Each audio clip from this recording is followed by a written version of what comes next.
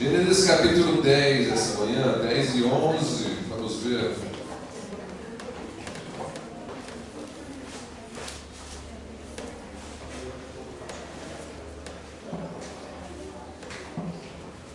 Então, Gênesis capítulo 10. Nós chegamos a falar um pouco sobre esse texto, o começo do capítulo 10 da semana passada, quando comentamos dos descendentes de Noé, dos filhos de Sem, Cão e Jafé, e falamos um pouco sobre quais são os povos que vêm desses três. Na verdade, são todos os povos, assim nós cremos, que vêm desses três filhos de Noé.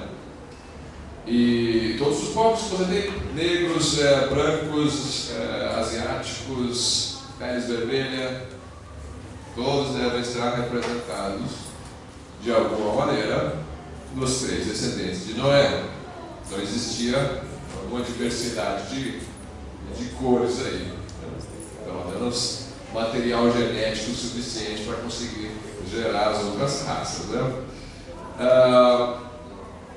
Dentro dessa linha, nós comentamos um pouco sobre o racismo, um pouco sobre porque os semitas, descendentes de Sem, você vai ter ali os israelitas, os árabes, e entre eles já existe disputa racial.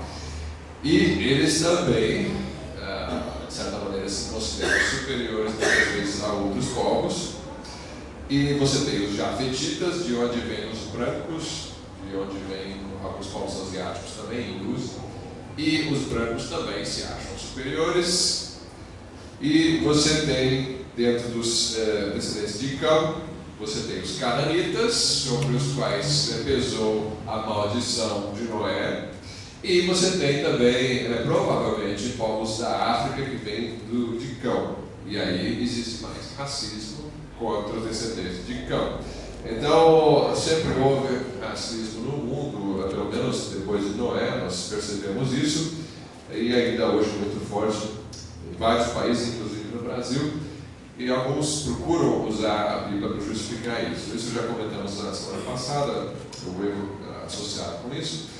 Hoje vamos passar, então, para os descendentes mencionados no capítulo 10, e você tem vários nomes aqui que talvez para você não signifiquem nada. Você vai ver lá, descendentes de Jafé, no versículo 2 do capítulo 10. Gomer, Magog, Madai, Javan, Tubal, Mesec, Tiras. Os nomes, talvez para você até pule quando está lendo a Bíblia, né? Nós chegou o capítulo de genealogia, vamos pular para o próximo, né? Eu não faço isso porque sempre tem alguma coisa que você pode tirar de capítulos de genealogia. Se você é uma pessoa curiosa e gosta de entender como é que se formaram os povos, por exemplo, eu estou vendo aqui logo no versículo 2, o Magog é um nome que vai aparecer na Bíblia mais para frente. Se você já leu a Bíblia toda, você já deve ter ouvido falar de Gog e Magog. Então, isso aí vai ser mencionado no Apocalipse. Isso aí tem profecia no Velho Testamento falando sobre Gog e Magog. O Gog não apareceu aqui, mas o Magog apareceu. Então, descendente de Jafé, Magog é um dos descendentes de Jafé. Dizem os que estudam essas linhagens que o povo, as descendentes de Magog, então, provavelmente se instalaram mais no sul da Rússia, ali, região do Cáucaso, coisa assim, se não me falha a memória. Então, você tem vários nomes que vão ser interessantes na Bíblia. Por exemplo, você tem dentro dos descendentes de Sem, veja o versículo 21. E a Sem nasceram, não é a Sem, cara, né? E a Sem nasceram filhos, e ele é o pai de todos os filhos de Éber. Por que o nome de Éber é importante? Mas filho de Éber, quem é Éber? Éber, você não vai saber muito sobre Éber na Bíblia. Éber aparece aqui, mas você conhece muito o nome dos hebreus.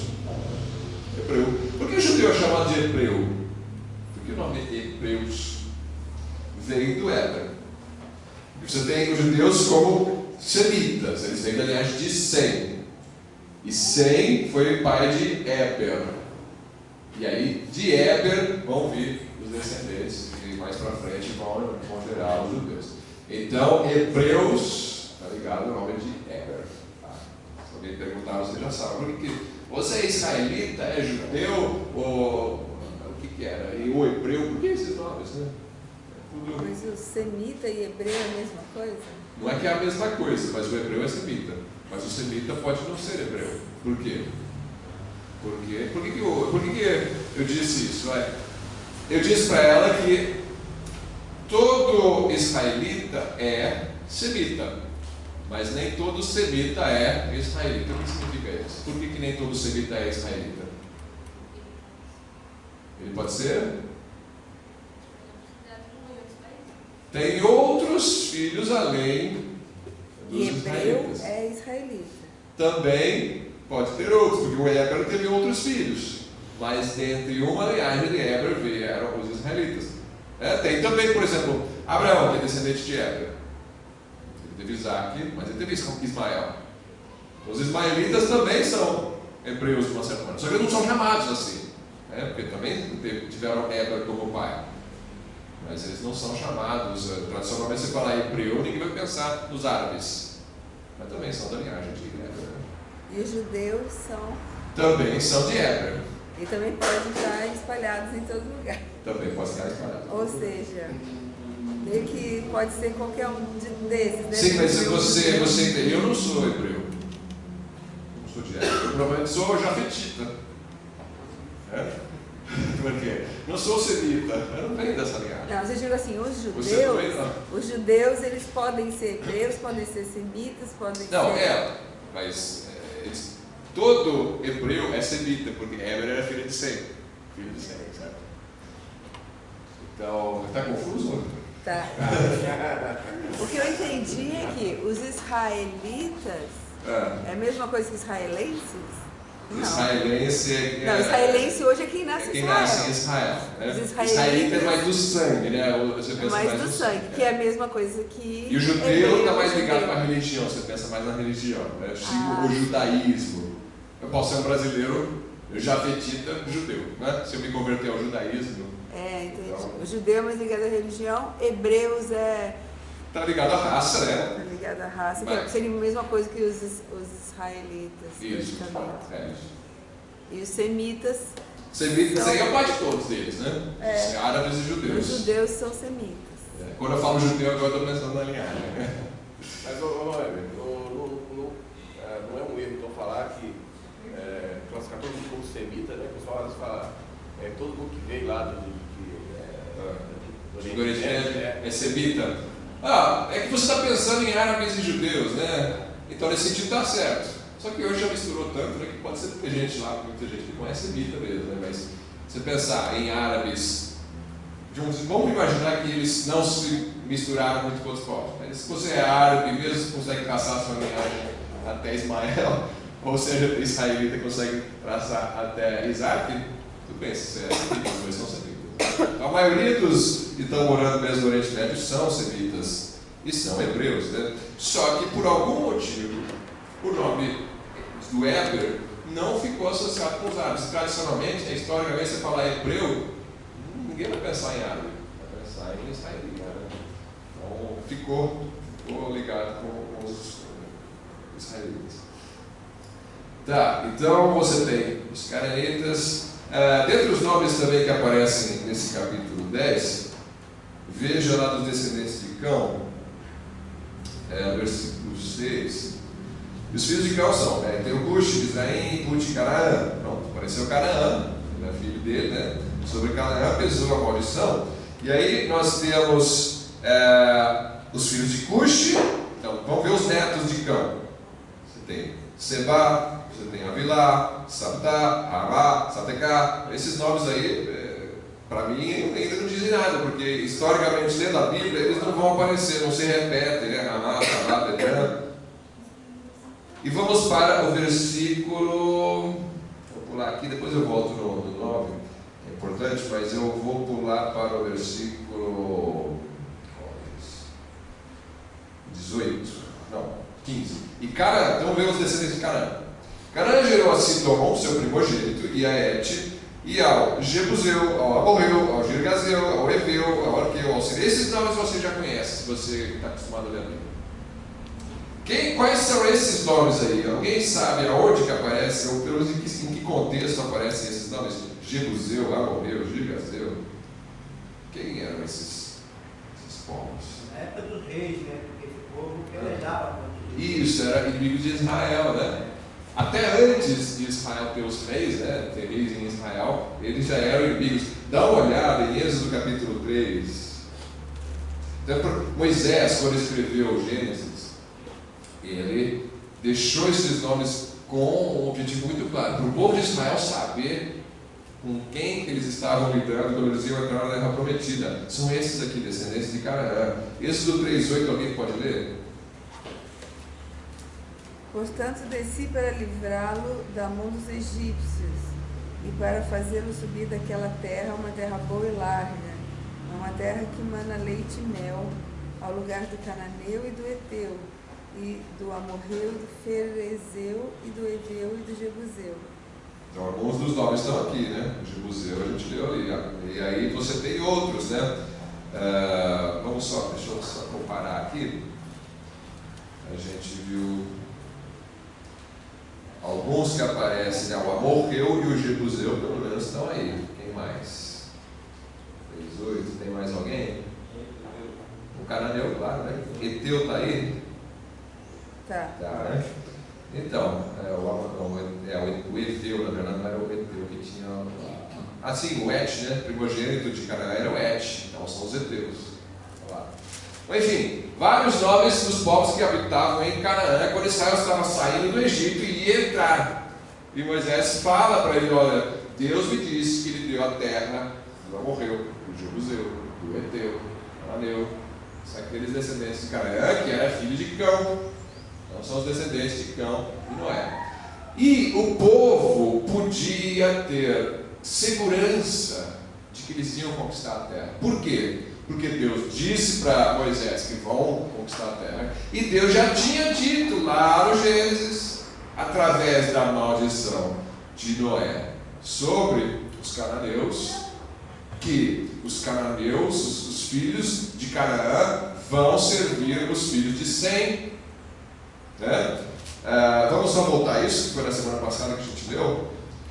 Gênesis 9, versículo 25. Gênesis 9, 25.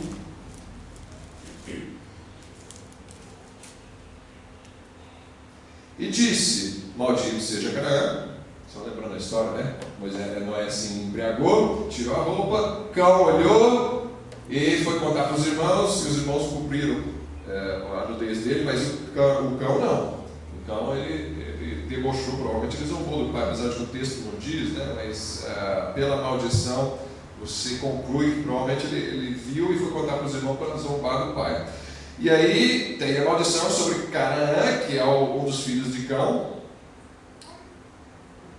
e seja servo dos servos de seus irmãos, sem Jafé. Então, veja o 27. Alargue Deus a Jafé e habite nas tendas de Sem, e seja de Canaã para o servo. Os dois, né? Jafé e Sem. O Canaã vai escrever os dois. Então, quando os judeus receberam de Moisés o Gênesis, que eles não tinham, né? Eles não tinham nada da Bíblia. Moisés deu os 5 primeiros livros da Bíblia para o povo de Israel, lá 500 anos depois disso aqui, ou mais. E aí, quando ele deu o Gênesis para o povo, e aí o povo ficou sabendo dessa maldição, oficialmente, dado por Deus o texto, eles podiam ter total confiança de que eles iam entrar na terra prometida e iam vencer, porque já existia aqui uma promessa, séculos antes, de que os filhos de Cão iam servir os filhos de Sem, os filhos de Jafé. Então eles não tinham motivo para ficar com medo, eles não tinham motivo para incredulidade. E tinha uma profecia, Deus repete a promessa para Moisés depois: olha, vocês vão receber a terra, pode ir sem medo. E mesmo assim o povo fraquejou, a gente sabe, e ficaram 40 anos no deserto porque não creram na palavra. Claro que alguém vai levantar, então, mas isso não é racismo, mas isso não é politicamente incorreto, você entrar na terra de um outro povo, matar esse povo e roubar a terra deles. Sim, do ponto de vista humano, humanista, isso aí é politicamente incorreto, isso aí é racista, sei lá o que você vai falar. Do ponto de vista de Deus, Deus não pensa como o homem pensa. Deus pensa nos seus caminhos. Deus pensa, existe um povo, e existe um povo que se afastou de mim, que são os cananitas, que está debaixo de uma maldição, sim. Mas todos somos pecadores, todos nós nascemos debaixo de uma maldição. Estou debaixo de uma maldição do Éden, certamente morrerás. Todos nós nascemos amaldiçoados, todos nós nascemos debaixo da maldição do pecado. E precisamos escapar dessa maldição de algum jeito. Você escapa crendo em Jesus como Salvador. Aí você nasce de novo, nasce numa outra família, porque a sua velha família está amaldiçoada, a raça humana. Então, como Canaã é uma outra maldição, Canaã está amaldiçoado. Se os cananitas se converterem, eles saem da maldição. Como a gente comentou, Raabe se converteu e ela entrou na linhagem de Jesus e escapou da maldição. Agora, esses são caminhos de Deus. Não adianta você tentar explicar para um incrédulo por que Deus age assim. Por que Deus se dá o direito de tirar a terra de alguém e dar para outro? E ainda mandar Israel entrar lá e derrotar eles e matar eles, né? Não pense que os incrédulos vão aceitar isso se você explicar as guerras que você vai ler no livro de Josué, né? Ou Juízes também. Não vão aceitar, porque é politicamente totalmente incorreto. Mas Deus é o Senhor da terra, Deus é o Senhor dos povos, e Deus sabe o que está fazendo com os cananitas, que se entregaram à idolatria, se entregaram ao infanticídio, se entregaram ao politeísmo, a oferecer seus filhos aos deuses, matá-los, e todas essas práticas de sacrifícios humanos, que Deus falou, basta, Israel, você é meu povo, entra lá, mata essa gente e toma a terra. Eu estou mandando, eu estou dando, e vocês vão entrar. Então, é assim, você tem que afirmar aquilo como a Bíblia afirma, sem ter que se desculpar por isso. Eu não me desculpo pelo que Deus fala. Deus fala, Ele manda, Ele é o Senhor. Então, nós temos isso já descrito, profetizado e cumprido. Aconteceu. Não adianta você discutir com os fatos históricos. Isso aconteceu assim. E Israel de fato entrou séculos depois nessa terra e subjugou os cananitas. Mas eu queria chamar a atenção de um nome muito importante que eu pulei intencionalmente para a gente voltar agora, dentre os filhos de Cão.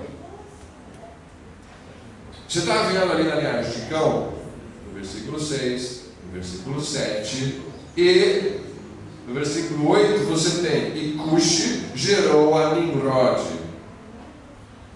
Esse começou a ser poderoso na terra.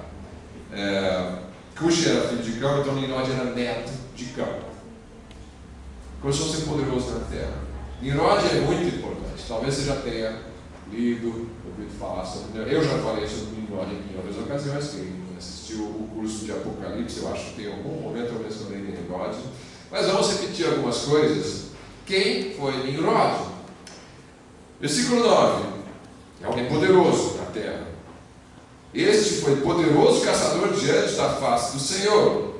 Pelo que se diz, como Nimrod, poderoso caçador diante do Senhor. Virou até provérbio, Nimrod. Ele é um caçador? Legal. O que ele caçava? Ele caçava búfalos, caçava leões? O que ele caçava? Provavelmente ele caçava gente. É caçador, ele era poderoso porque ele era um conquistador. Nós vemos que ele era poderoso na terra. Ninguém fica poderoso na terra porque mata bicho. Você é poderoso porque você vence as outras pessoas. Você percebe isso? Talvez ele fosse um bom caçador também de animais, mas ele era uma pessoa que era capaz de atrair para si a atenção das outras pessoas e atrair seguidores. As pessoas queriam estar com Nimrod. Ele era poderoso. Ele era forte, provavelmente fisicamente muito forte, um grande caçador, talvez, de animais também, mas ele era um guerreiro, porque ele tinha um reino. Versículo 10, o princípio do seu reino foi Babel, Ereque, Gagade e Caldé, na terra de Sinar. A terra de Sinar é onde depois apareceu a Babilônia, que é onde hoje fica o Iraque, mais ou menos a região ali entre o Tigre e o Eufrates, na Mesopotâmia. Então você tem a terra de Sinar, de onde vinham também os sumérios. Você vai estudar a história antiga, você vai ouvir falar dos povos antigos, os sumérios. Então os sumérios eram nessa época os habitantes da terra de Sinar. Depois eles foram chamados de babilônios. A Babilônia foi fundada ali, até como uma alusão à própria Babel, né? De Babel, na mesma região, vem os babilônios. Então, essa região importante do Oriente Médio começou com esse homem, Nimrod. E é de onde vem muitos dos inimigos de Israel também. De novo, os descendentes de Cão, né? Existe sempre essa briga entre os descendentes de Cão e os descendentes de Israel. E desta mesma terra, versículo 11, saiu ele a Assíria, outro reino muito importante. Foi ele que fundou a Síria também, inimigo de Israel, invadiu o reino do norte de Israel, mas mais no futuro, né? Depois ele levou cativo o reino do norte. Na mesma terra, então, saiu a Síria e edificou a Nínive. Lembra do livro de Jonas? Né? Ele que é o fundador de Nínive. E Rehobote, e Calab. E Rezém entre Nínive e Calab. Essa é a grande cidade. E pronto, aí vai continuar as gerações. Então você tem aqui Nimrod. Nimrod em hebraico significa rebelde. Qual era a rebelião dele? Por que ele era rebelde? Por que vocês acham que ele era rebelde? Por que tinha esse nome que... Eu não sei se esse era o nome que a mãe dele deu para ele, ou se é o nome que os povos o conheciam porque ele era rebelde, não sei, mas é assim que ele ficou famoso como sendo Nimrod. Dentro disso que eu falei, o que chama a sua atenção sobre Nimrod, sobre o que ele fez, e que merecia o título de rebelde? Por quê? Por que Nimrod é rebelde? O que ele fez? O que ele criou? Como é que começou o reino dele? Se a gente olhar no começo do devocional da Lina, ele deveria puxar aquela lista, né? Que ela colocou ali das pessoas que influenciavam. Assim, ela colocou uma lista de falsos cristos, né? O Nimrod pode se colocar como um tipo de um anticristo, antes que houvesse a encarnação de Cristo. Se a gente analisar o início da religião pagã, começou com ele, porque Babel começou com ele. Isso, esse é o ponto que eu queria chamar essa atenção. Né? Babel. O início do seu reino foi Babel. O Babel já você não pensa em coisa boa, né? Mas a torre. A torre de Babel que vai descrever depois, lá no versículo 11. Então foi ele que juntou os homens para construir uma torre, a infame Torre de Babel. A gente vai ver hoje então qual era o problema dessa torre, por que ela desagradou tanto a Deus. Mas você já percebe o carisma desse homem para levantar uma rebelião contra Deus e conseguir juntar pessoas suficientes para construir cidades, erguer uma torre gigante e fundar um reino com várias cidades. Isso tudo como sendo simplesmente neto de Cão, bisneto de Noé. Pouco tempo depois do dilúvio. Pouco tempo. A Bíblia diz que Noé viveu 300 anos depois do dilúvio, não é isso? 350 anos. Noé viveu depois do dilúvio. Então, Noé estava vivo ainda na época em que Nimrod liberou essa rebelião.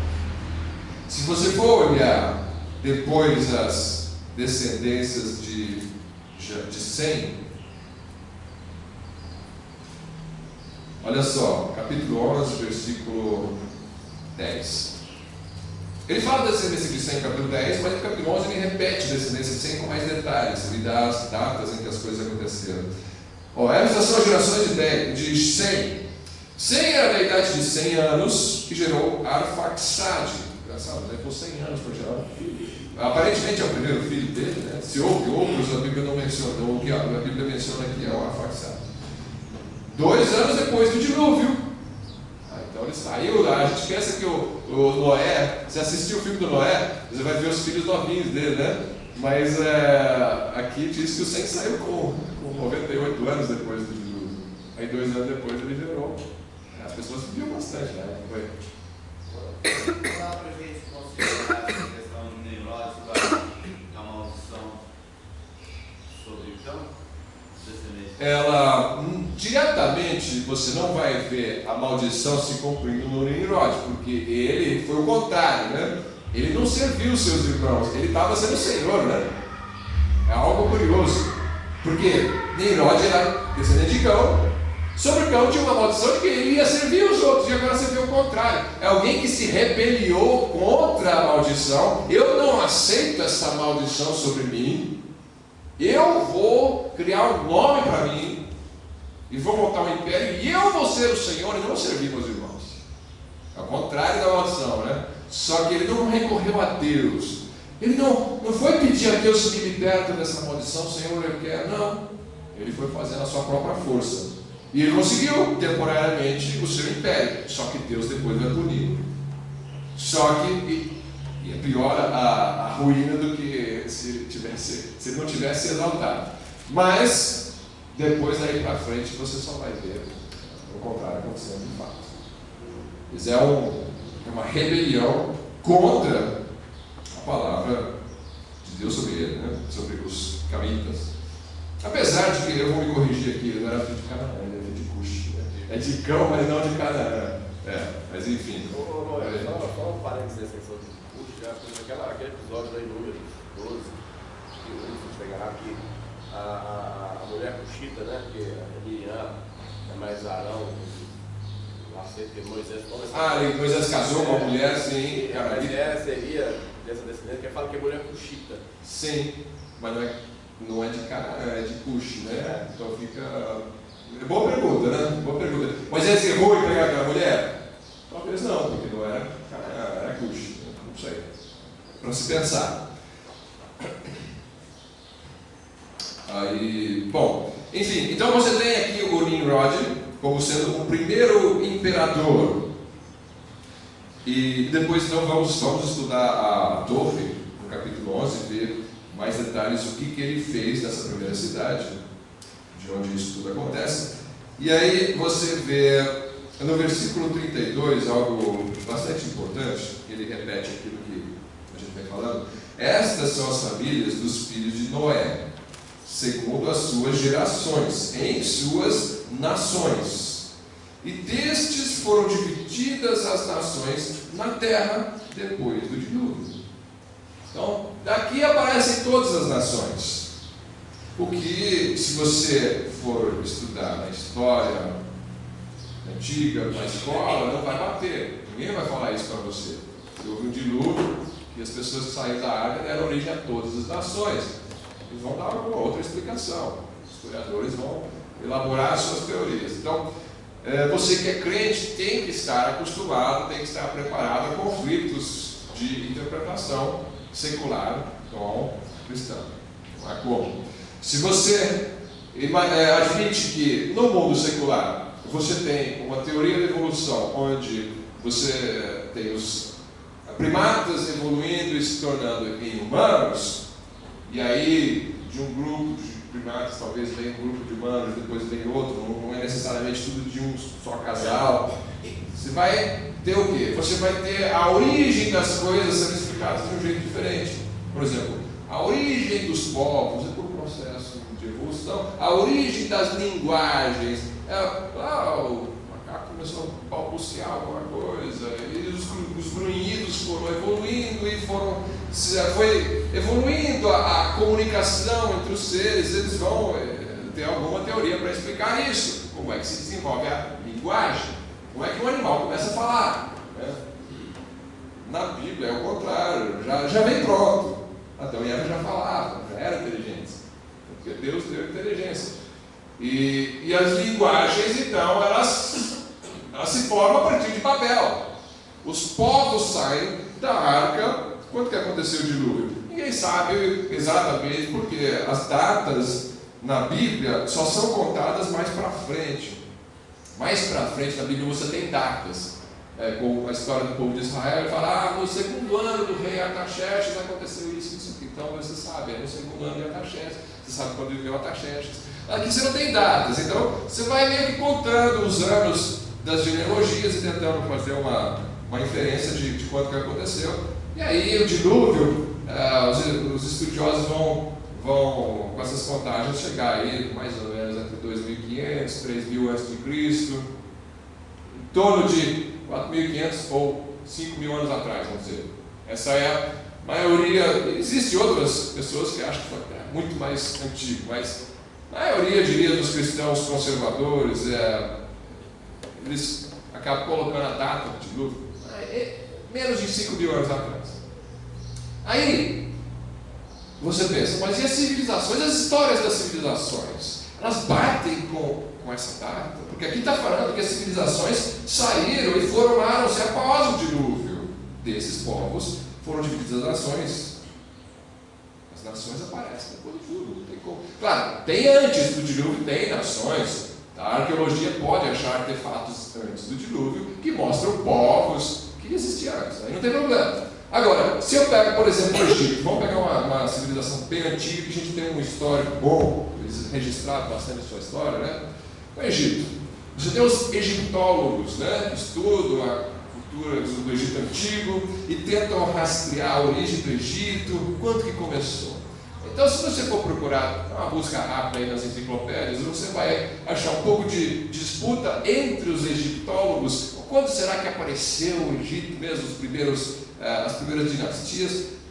Não tem um consenso exato, né? Muito difícil reconstruir a história antiga, mas você vai ter aí as primeiras dinastias do Egito aparecendo em torno de 3.000 a.C. Tem uns acham que foi 2.800, 3.000, enfim. Primeiras dinastias do Egito, aí então bate com a época da saída do dilúvio.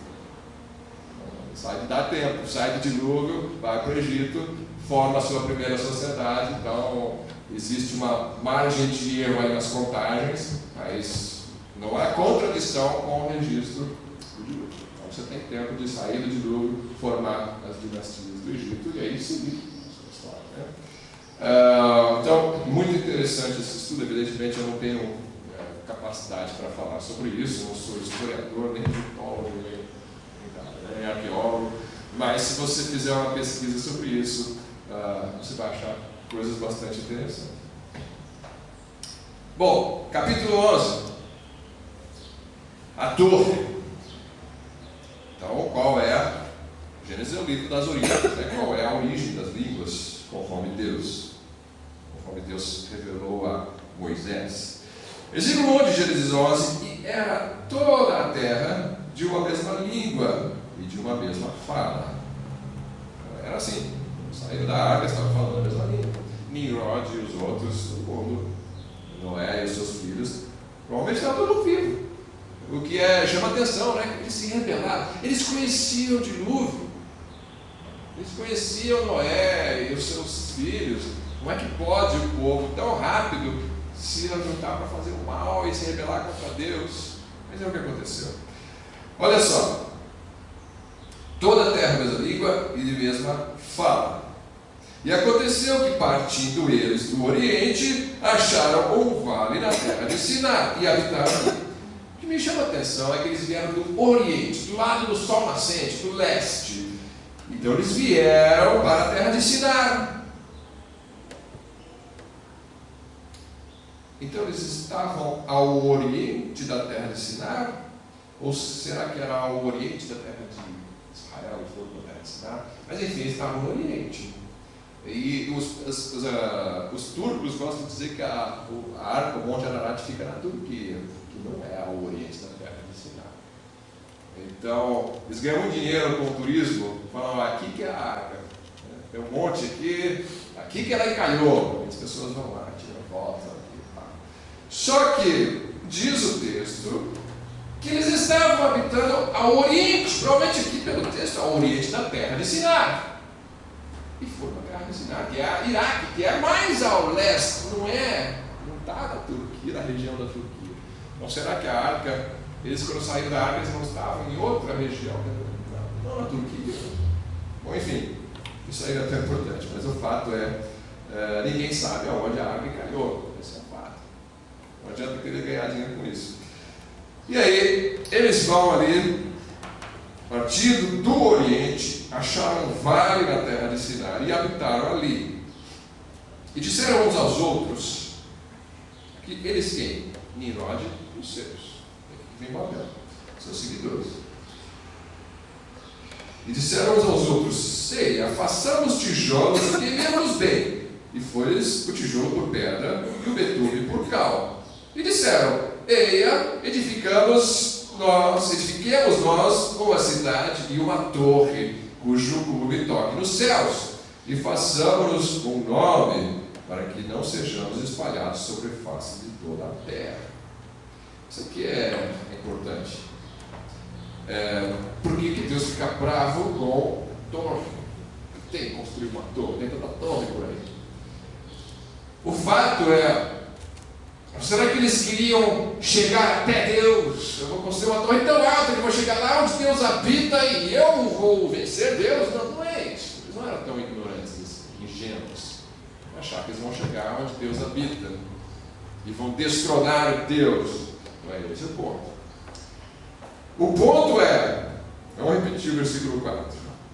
Edifiquemos nós uma cidade e façamos uma torre cujo cume toque nos céus. Na verdade, no original diz apenas em cujo cume esteja os céus, ou seja, que suba, seja muito alto, vá até os céus. Não necessariamente o céu onde Deus habita lá, muito alto, vai até os céus.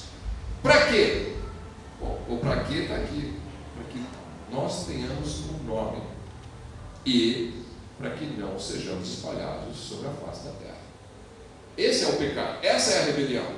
Eu quero um nome para mim e eu não quero ser espalhado. Onde está a rebelião? Onde está a rebelião? Bom, o nome para mim eu vejo, eles não estavam preocupados com a glória de Deus, estavam preocupados com a glória de Nimrod, a glória do homem, a glória para si mesmo. Isso é uma coisa. Mas também não sejamos espalhados sobre a face da terra. Por que isso é uma rebelião?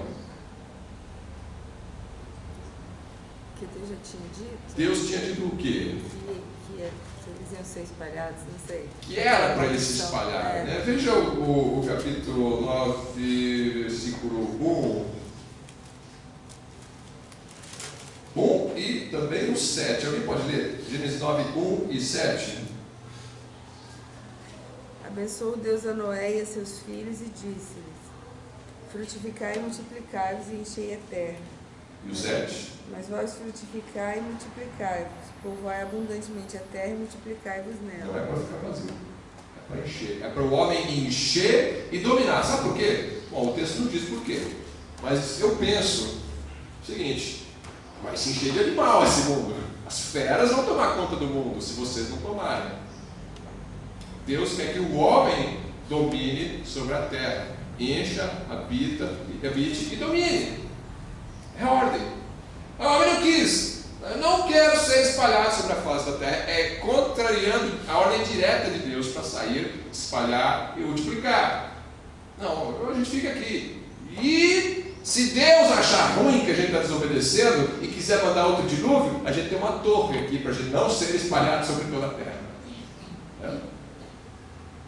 Essa é a rebelião de Nimrod, montando o império humanista. Glória do homem, glória para o homem. Império da rebelião. Ué, Sim. eu não entendi bem por que você está falando que Nimrod é que estava fazendo isso. É porque o princípio do seu reino foi Babel, diz o capítulo 10. Fala isso? Sim, eu vejo 10, versículo 10. Verdade. Né? E o princípio do seu reino foi Babel. Ele era o líder desses. Apesar de o nome dele não vai ser mencionado de novo no capítulo 11. Né? Então nós sabemos que aqui existe uma rebelião, e existe essa torre, e alguns têm associado essa torre com torres que se encontraram através da arqueologia na terra de Sinar. Se encontram várias dessas torres, não a torre de Babel necessariamente, mas você encontra aquilo que se chama de zigurats. Zigurats são os precursores das pirâmides. Eram torres com a base bastante ampla, e elas iam se estreitando à medida que ia subindo, e provavelmente especula-se que eram usadas também como forma de culto pagão. Então, no topo talvez cultuassem os astros, e alguns acham que elas teriam sido construídas para servirem de acesso, pontos de acesso dos deuses aos homens, para que houvesse contato dos homens com os deuses. Então, o paganismo tem estas construções voltadas a cultos dos astros e dos deuses, e alguns acham que talvez, o texto não diz isso, né? Mas alguns acham que talvez aqui seja o princípio desse sistema pagão também. Rebelar. O homem não fica sem religião, né? Os povos querem uma religião, querem uma ligação com Deus. Então, eles constroem uma torre e aí montam possivelmente aqui em Babel, de onde depois vem a Babilônia, como nessa mesma região. Então você vai ver o paganismo associado ao babilonianismo.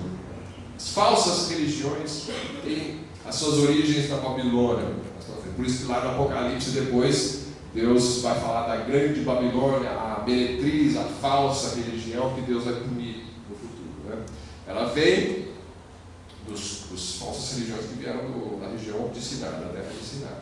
Mas se foi Nimrod que começou isso, a gente não tem certeza, mas a tradição babilônica aponta que sim. Aqueles que estudam a cultura da Babilônia, a Bíblia não fala exatamente isso, mas os que estudam a cultura da Babilônia falam de muitas lendas associadas a Nimrod. E o culto a Nimrod, que depois se desenvolveu, não necessariamente aqui nessa época, talvez, mas mais para frente, começaram a cultuar Nimrod. E aí se formularam religiões pagãs voltadas para isso aqui. Então, o paganismo nasce com grande influência dessa região de Sinar e desses eventos que aconteceram em Babel, né? Você tem o versículo. Então, os primeiros versículos falam o que o homem falou. Vamos fazer. Vamos fazer. E depois você vai ver o que Deus vai falar. Vamos fazer. Versículo 5. Então desceu o Senhor para ver a cidade e a torre que os filhos dos homens edificavam. E o Senhor disse: eis que o povo é um, e todos têm uma mesma língua. E isso é o que começam a fazer. E agora não haverá restrição para tudo que eles intentarem fazer. Depois a gente volta nesse versículo. Versículo 7. Eia, agora o homem falou: eia, façamos uma torre. Agora Deus: eia, teçamos e confundamos ali a sua língua, para que não entenda a língua do outro. Assim o Senhor os espalhou dali sobre a face de toda a terra, e cessaram de edificar a cidade. Por isso se chamou o seu nome Babel, que significa confusão, porquanto ali confundiu o Senhor a língua de toda a terra, e dali os espalhou o Senhor sobre a face de toda a terra. Então aqui os povos vão ser divididos conforme a sua língua. Você vê as genealogias do capítulo anterior, até ele fala às vezes: nessa época foram divididos os povos conforme as suas línguas. Ele está se referindo a isso que ia acontecer depois. Confusão. Na marra, já que o homem não quer se espalhar, então Deus espalhou o homem na marra. Então, vocês querem ficar, né? Mas então ele deu um jeito. E você pode imaginar a confusão dessas pessoas, gerado até pânico, né? Você está ali construindo, falando: passa aí o tijolo, passa a argamassa, me ajuda aqui. De repente você começa a falar: quando eu olho para você, você está louco? E aí você tenta comunicar e não sai nada, e começa a desesperar. Você não sabe o que está acontecendo, e o outro responde para você e loucura coletiva. Qual era a língua que eles falavam antes? Qual era? Não sei qual era a língua que eles falavam. Os judeus provavelmente vão dizer que era o hebraico, né? Mas eu não sei o que eles falavam. Mas enfim, ficou aí. Daqui, segundo Deus, segundo a palavra de Deus, daqui vêm as línguas. traça-se a partir daqui. Não vai bater com a antropologia se você estudar na universidade. Não vai bater. Eles vão falar que começou assim, e de repente foi fazendo palavras, e juntando e agrupando. Mas segundo Deus é o contrário, começa tudo junto, falando muito bem, e de repente eles param todo mundo confuso. E aí vão se desenvolver os dialetos, claro, aí tem alguns grupos de afinidade, talvez alguns falavam ainda a mesma língua, alguns grupinhos, né, e eles se separaram conforme o seu grupinho. Deus espalhou eles na marra. Vou fazer o quê? Que ninguém se entende, vão cada um para o seu canto. E aí você tem a origem das línguas. Deus fazendo isso. Essa dispersão na marra está motivada pelo versículo 6 que eu pulei. Então, no versículo 6, você tem, o Senhor disse, eis que o povo é um, e todos têm uma mesma língua. E isso é o que começam a fazer. E agora não haverá restrição para tudo que eles intentarem fazer. Nem sempre a união é boa. Nem sempre a união é boa. O povo estava unido, ótimo, mas unido contra a vontade de Deus. Tem hora que é importante haver divisão. Sabe por quê? Porque se não há, então quem é que vai monitorar o que está sendo feito para dizer isso está certo ou está errado? Se todo mundo segue um líder, se o líder estiver errado, vai todo mundo errado. Então é necessário que alguém diga não. Quando você diz não, a maioria que está seguindo o líder vai te chamar de divisivo ou qualquer coisa. Você não tem amor, você não tem a união, etc. Mas, às vezes é necessário. Quem é que combate o erro? Né? Se todo mundo tivesse seguido Hitler, a Alemanha seguiu Hitler. Ele convenceu as pessoas que valia a pena segui-lo. E aí ele tentou espalhar para o resto do mundo: olha, se vocês se curvarem à liderança da Alemanha, vai ser melhor. Mas se não tivessem os outros para guerrearem contra ele, estariam todos debaixo de uma tirania. E os judeus sendo exterminados. E quem não fosse considerado raça pura, também colocado em campos de concentração. Então, é necessário que alguém se levante contra, quando as coisas estão mal. Então, às vezes não tem jeito. A gente não gosta de divisão. A gente luta pela união. União na verdade. União na vontade de Deus. União que é bom. Quando existe necessidade de dividir, infelizmente, você tenta convencer. Não é como convencer, às vezes é necessário dividir. E aqui, então, Deus está falando que o povo é um, e a língua é um fator de união, então eu vou confundir a língua e vou espalhá-los para enfraquecê-los. Mas o que acontece é que, com o passar das gerações, estamos chegando num tempo em que, de novo, a língua do homem passa a ser cada vez mais uma, né? O mundo está se unindo novamente, está se unindo e está se comunicando muito melhor por causa dos meios de comunicação, por causa da internet, por causa disso daqui, os celulares, e porque todo mundo agora fala um inglês, fala uma língua que todo mundo entende, então você consegue se comunicar novamente. Agora, além disso, os povos têm um propósito de se unirem. Qual é o problema? A união dos povos. Em princípio, não há problema a união dos povos. Só que quem é que é o líder? Esse é o problema. Qual é a direção? O que você vai seguir? Qual vai ser a filosofia que vai ser adotada? Ah, eu não quero isso. Ah, então você vai ser excluído. Então embargo contra você. Então boicote contra você. Então, o mundo se unindo em busca da paz, entre aspas, a paz, no princípio. E essa era a união que Nimrod propôs aqui, o império. Eu sou líder, só que sem Deus. Sem Deus. E hoje também, o humanismo. Você pode até ter suas religiões, tudo bem, mas vamos todos juntar as religiões. Desde que uma religião não fale mal da outra, desde que todo mundo admita que que o mesmo Deus, você chama de Krishna, ou de Buda, ou de Maomé, ou de Allah, ou seja lá como for, eu chamo de Cristo, mas a gente tem que estar todo mundo junto. Então está em paz. Ótimo, então a união é mais importante do que a verdade. O mais importante é paz e união. A verdade é relativa, a verdade cada um tem a sua. Então, essa é a filosofia do mundo. E a gente sabe quem vai ser o próximo Nimrod. A gente não sabe o nome dele, mas sabemos que a Bíblia fala sobre ele. Então, são esses que foram mencionados hoje de manhã. Eles são só prelúdio, né? São só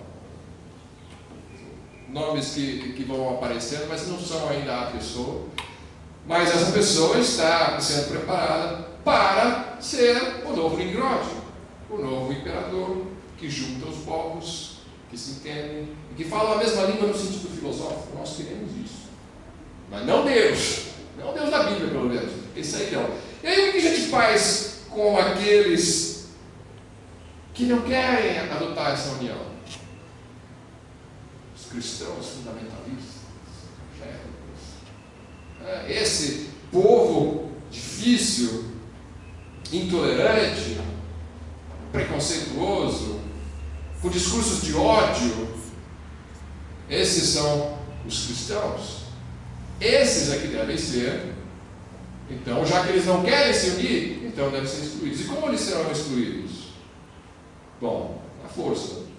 Então vai chegar um tempo, não sei se nós vamos experimentar isso, em que ser cristão, claro, já estamos sentindo um pouco disso, mas você ter o nome de seguidor de Jesus Cristo, eu sou crente em Jesus, vai ser não só motivo de deboche, vai ser não só motivo de chacota, vai ser motivo de perseguição de fato, como acontece nos países do Oriente Médio e asiáticos.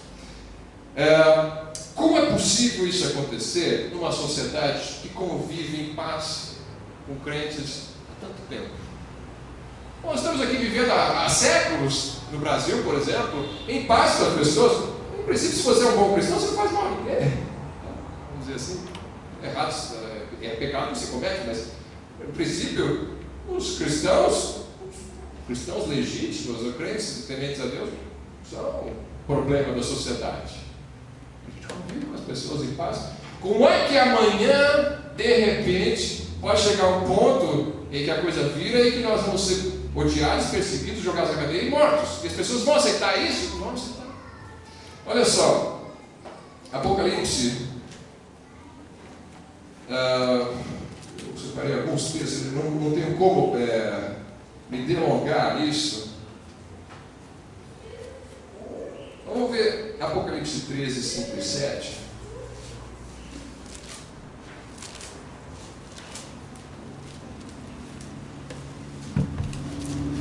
Alguém pode ler Apocalipse 13, 5 e 7? Foi-lhe dado uma boca que proferia arrogância e blasfêmia, e autoridade para agir 42 meses. Foi-lhe dado também que pelejasse contra os santos e os vencesse. Deu-se-lhe ainda autoridade sobre cada tribo, povo, língua e nação. Então, peleja contra os santos e os vence. Esse é o anticristo. E vai pelejar, vai vencer, vai prender, vai matar. Como é que as pessoas vão aceitar isso numa boa? As pessoas não aceitam nem que você faça isso com assassinos, estupradores. Como é que vão aceitar que façam isso com gente boa? Que vai no mercado com o seu vizinho, vai na escola, os filhos brincam com os vizinhos, e amanhã esse aí vai ser colocado na cadeia? Vai. Pra você ter uma ideia, isso já aconteceu no passado. Os judeus habitavam na Alemanha em paz com seus vizinhos. Então, existe todo um contexto político, econômico complicado, mas eram pessoas que estavam lá, não estavam matando, não estavam roubando, não estavam fazendo nada. E de repente, o nazismo vem, isso é século XX, isso não é século XIV. O nazismo vem pregando o ódio contra os judeus, e as pessoas aceitam que se tome os judeus que moravam do seu lado e joguem no campo de concentração e torturem e matem só porque são judeus. E aí você pensa, sociologicamente, psicologicamente, como é que você explica isso? Aí as pessoas tentam elaborar teorias. Bom, deve ser porque os nazistas fizeram uma propaganda tão forte e uma lavagem cerebral com o povo alemão, e aí eles aceitaram isso. Bom, você pode até tentar argumentar desse jeito, já que o homem não é tão mau assim, né? Então deve ter algum jeito. Eles fizeram a lavagem cerebral. Mas acontece que esse ódio, ele aparece em tantos outros povos sem essa propaganda nazista. Por exemplo, a Polônia na própria guerra. A Polônia foi invadida pela Alemanha. Eles não estavam debaixo da propaganda nazista.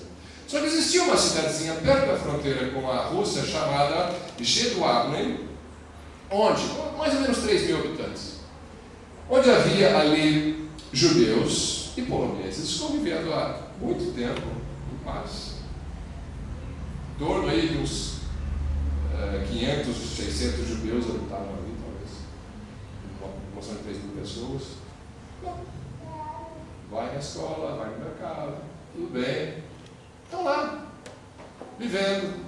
Quando os alemães chegaram, invadiram a Polônia, depois entraram em Jedwabne, pensando em invadir a Rússia depois, eles encontraram a população de judeus ali, mas eles não mataram os judeus. Eles simplesmente falaram mal dos judeus, disseram: olha, vocês podem matar os judeus. Vocês poloneses que habitam com eles há tanto tempo, olha, eles são gente ruim, pode matar. Os poloneses pegaram, eu não estou falando mal de polonês aqui, mas eu estou falando mal da raça humana. A raça humana é caída. Os poloneses pegaram os judeus, colocaram num celeiro e começaram a decapitá-los com machados e com tridentes, e mataram, e mataram, e mataram. E aí, cansaram desse tipo de morte, pegaram o restante das mulheres e crianças, jogaram no celeiro, tocaram fogo no celeiro. Aquelas pessoas que habitavam com eles, que iam na escola, que iam no mercado, que isso e aquilo. Como? Como é que se explica isso sociologicamente? Só porque alguém veio e disse: pode fazer. E você pode pegar as terras deles, pode pegar as coisas deles. Eles foram e pegaram. Não existe explicação sociológica, mas existe uma explicação teológica. Romanos 3. Romanos 3.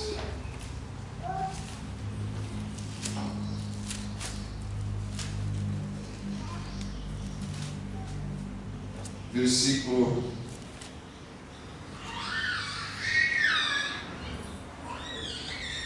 9.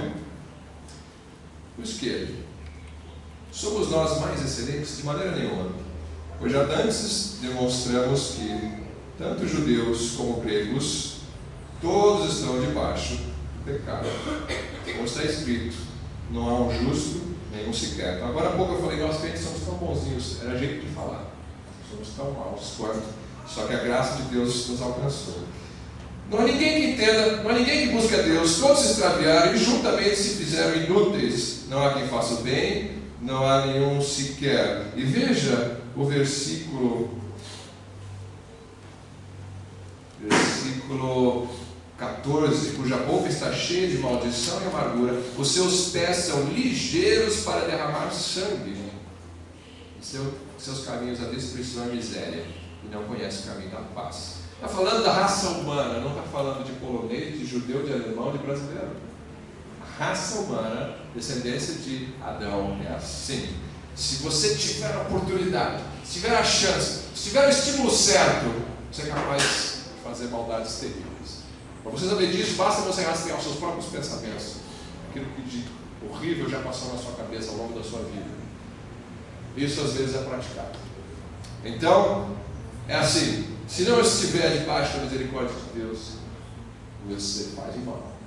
Então entregue-se ao Espírito Santo, entregue os seus pensamentos cativos à palavra de Deus, porque essa é a nossa natureza, e é assim que o anticristo vai conseguir fazer perseguir, prender e matar judeus e cristãos durante a tribulação, porque esse é o mundo que Satanás governa, o seu sistema, o mundo inteiro jaz no maligno. E a Torre de Babel era só mais um exemplo disso. Vai haver outros ao longo da história bíblica. Mas vamos encerrar por aqui com uma oração. Senhor Deus, te agradeço pela revelação, a instrução da tua palavra. Te agradeço pela verdade que nos confronta com quem nós somos, com a nossa natureza, e que nos leva a clamar pela natureza de Cristo, que essa sim é perfeita, é mansa, suave, justa e boa.